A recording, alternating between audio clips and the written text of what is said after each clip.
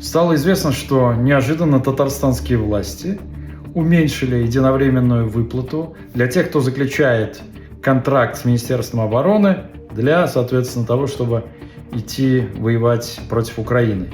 Сумма значительная, была 2 миллиона 700 тысяч рублей, а сейчас оставили 400, почти в 7 раз.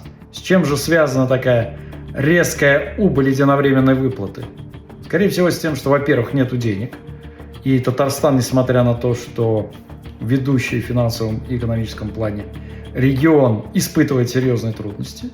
А во-вторых, демонстрирует Москве, что денег у нас нет, и, извините, мы не можем в том же объеме поддерживать вашу войну против Украины. Именно вашу войну.